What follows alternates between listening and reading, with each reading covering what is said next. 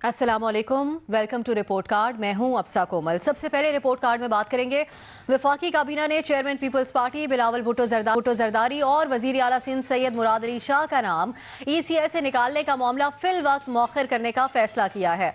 काबीना इजलास के बाद मीडिया को ब्रीफिंग देते हुए वजीर इत्तलात फवाद चौधरी ने कहा कि अभी तक सुप्रीम कोर्ट की जानिब से फैसला मौसूल नहीं हुआ, ताहम तहरीरी फैसला आते ही इस पर अमल दरामद शुरू कर दिया जाएगा। 2 रोज कबल सुप्रीम कोर्ट ने जाली अकाउंट्स केस में बिलावल भुट्टो जरदारी और मुराद अली शाह का नाम ECL से निकालने और नैब को 2 माह के अंदर JIT रिपोर्ट की रोशनी में असर नौ तफ्तीश करने का हुक्म दिया था। चुनाचे इस सारी सूरत हाल के ऊपर हम अपने पैनल से आज पहला सवाल रखेंगे। हमारा पैनल हमारे साथ मौजूद है, आप सबको खुशामदीद। पहला सवाल आपके लिए इस तरह से है, बिलावल भुट्टो और मुराद अली शाह का नाम ECL से निकालने का मामला फिल वक्त मौखिर करने का फैसला सुप्रीम कोर्ट के तहरीरी फैसले का इंतजार किया जाएगा। विफाकी काबीना अरकान की राय, जब सुप्रीम कोर्ट पीपल्स पार्टी रहनुमाओं का नाम ECL से निकालने का हुक्म दे चुकी है तो हुकूमत इनके नाम लिस्ट में रखने पर क्यों मुसर है, ये हम जानना चाहेंगे आपसे। ओपन ऑप्शंस में आप जवाब दे सकते हैं। इरशाद भट्टी साहब, आपकी तरफ आएंगे सबसे पहले। अब जब अहकामात भी जारी कर दिए गए थे, फिर कहा गया था डिस्कस किया जाएगा, उसके बाद कोई फैसला किया जाएगा, तो अब ये क्यों किया जा रहा है हुकूमत की तरफ से? अगर इसको आसान लफ्ज़ों में कहा जाए तो ये है कुर्सी और ताकत का नशा, कुर्सी या हुकूमत का नशा। हज़रत अली का कौल है कि इक़्तिदार, इख्तियार और दौलत मिलने के बाद इंसान बदलते नहीं, बेनकाब हो जाते हैं। पिपलियों और लीगियों के बाद इंसाफियों के बेनकाब होने का वक्त चल रहा है। जब सुप्रीम कोर्ट ने अच्छी खासी इज्जत अफजाई के बाद कह दिया कि इनका नाम निकाल दो, और मुराद अली शाह और बिलावल भुट्टो जरदारी ने भाग के भी कहीं नहीं जाना, और केस नैब में के पास है और नैब तहकीकात अपनी करेगा, तो क्यों नाम नहीं निकाल रहे?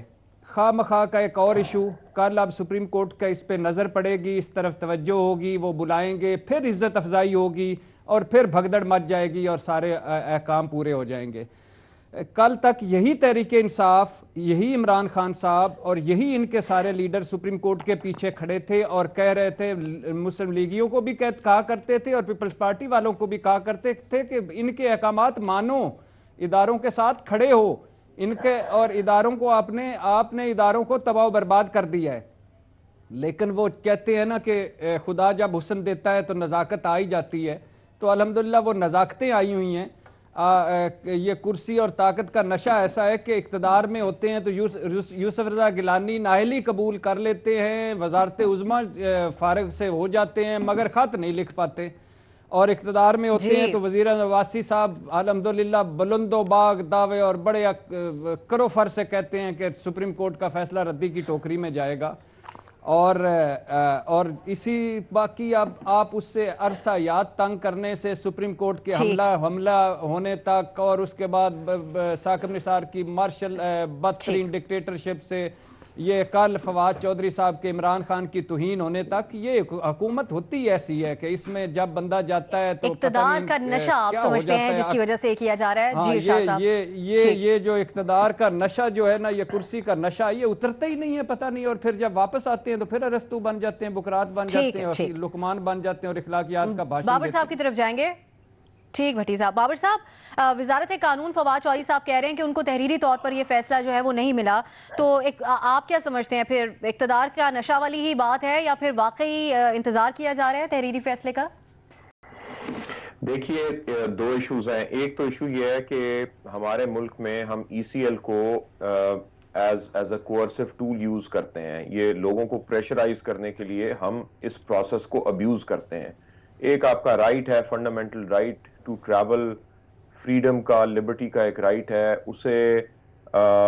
उसे बुरी तरह से जब्त किया जाता है। आम लोगों के केसेस में बहुत ECL का अब्यूज आया है। इसके ऊपर ये भी बात हुई पिछली गवर्नमेंट ने की कि अब हम कैबिनेट के थ्रू फैसले करवाएंगे, लेकिन उसके बावजूद ECL का अब्यूज कंटिन्यू करता है। क्यों डालना पड़े आपको, हर किसी को 176 लोगों को ECL में डालना, यानी बड़ी अजीब बात है। स्पेशली उसमें एक political main stream political party के चेयरमैन है, एक चीफ मिनिस्टर है, तो ये बात सारी अपनी जगह पे है। इसके ऊपर जो लोग इस पावर को अब्यूज करते हैं, अगर उनकी अकाउंटेबिलिटी हो किसी वक्त, तो शायद इस इंस्ट्रूमेंट का अब्यूज कम हो जाए। ये तो एक बात है ECL की। सो नाम निकलने चाहिए थे, पहले डलने नहीं चाहिए थे, और फिर कॉन्सिक्वेंसेस फ्लो होने चाहिए थे अगर अक्रॉस द बोर्ड आपने इतने लोगों को, जिसमें एक चीफ मिनिस्टर शामिल है, उसका नाम डाल दिया। लेकिन जहां तक निकालने की बात है, देखिए कानूनी तौर पे ऑर्डर अदालत का वो होता है जो ऑर्डर साइन हो, और हम रोज इस बारे में बात करते हैं कि अदालत में बहुत सारी ऑब्जर्वेशंस आती हैं, बहुत सारे कमेंट्स आते हैं, वो अदालत के ऑर्डर नहीं होते। सो जब एज अ लॉयर आप अपने क्लाइंट को भी एडवाइस करें तो आप कहते हैं कि जनाब ऑर्डर आ जाने दीजिए, फिर हम आपको एडवाइस कर सकते हैं कि अदालत ने क्या बात कही है।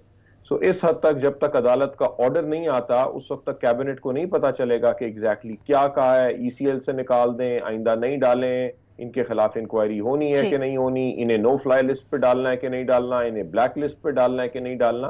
तो ये सारी डिटेल्स हैं।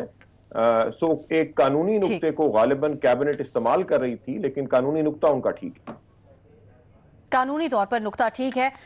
साफी साहब, लेकिन अगर डिलेइंग टैक्टिक्स की तरफ भी ये कहा जाता है कि अपनाए जा रहे हैं, तो फिर खुद ही सियासी बहरान या कन्फ्रंटेशन का जो माहौल है उसको दावत दे रही है हुकूमत। ये पीटीआई 5 साल कौम के इसमें गुजार दिए, 4 हल्के ऐसे हो गए, 4 हल्के वैसे हो गए, और अब ये हुकूमत में ये उनका हरबा है, ये उनका तरीक़ा है कि वो रोज़ाना इस तरह की कोई ना कोई की हरकत करे ताकि रियल प्रॉब्लम्स की तरफ मीडिया का और लोगों का तवज्जो ना जा सके। तो हम खुद उस साजिश के शिकार हो जाते हैं।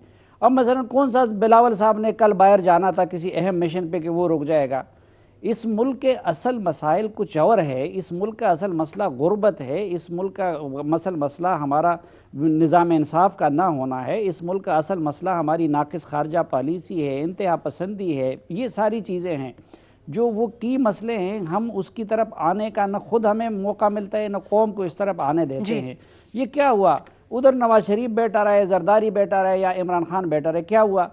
कल तक जो है हम एक के बारे में उधर ये उस पर करें। ये तो सिंपल कॉमन सेंस की बात है कि एक तो वो जुल्फी बुखारी का बदला लेना चाहते हैं खान साहब कि उनको ACL पे अदलिया से मेरे ख्याल में, और बाकी वो सियासत है। वो इसलिए आज हम जाहिर बात है कि ये मसला ना होता तो हम इस मुल्क के किसी जेन्युइन मसले पे बात करते, लेकिन उन्होंने हमारे लिए एक शोशा छोड़ देते हैं, फिर हम भी उस पर लगे होते हैं। तो मुझे तो इसमें दिलचस्पी नहीं है कि कोई रहे या ना रहे। रीमा, ठीक, रीमा, साफी साहब कह रहे हैं कि असल आज सुप्रीम कोर्ट में मैं अब एक मिनट जी, आज सुप्रीम कोर्ट आप पाकिस्तान में एक और केस की हियरिंग हुई है रावणवार का। अभी शुक्र अल्हम्दुलिल्लाह कि बिलावल साहब भी ज़िंदा और सलामत है, नवाज शरीफ साहब भी ज़िंदा और सलामत है, इमरान खान साहब और उनके बच्चे भी ज़िंदा और सलामत है। जिस बंदे पे तकरीबन 400 इंसानों को मावराए अदालत कत्ल करने का इल्ज़ाम था रावणवार का, आज आप वो तस्वीरें देखे नकीबुल्लाह महसूद की वो छोटी छोटी बच्चियां जो आज सुप्रीम कोर्ट में आई थी इंसाफ मांगने के लिए। इससे बेहतर ना होता कि हम ये सवाल रखते कि क्यों रावणवार जो है वो आज़ाद दंदनाता फिर रहा है और शायद मसूद को हथकड़ियाँ लगी हुई है। जी साफी साहब। रीमा, जिस तरह साफी साहब गुफ्तगू कर रहे हैं, अपनी गुफ्तगू के पहले हिस्से में उन्होंने कहा कि असल इशू से तवज्जो हटाने की कोशिश की जा कि कड़ी कोई समझते हैं उसी सिलसिले की, तो आप क्या समझती हैं, यही बात है या फिर कानूनी तौर पर ठीक कह रही है हुकूमत? मुझे 2-3 वजूहात नजर आती हैं हुकूमत का जो मौक़िफ़ है उसके पीछे।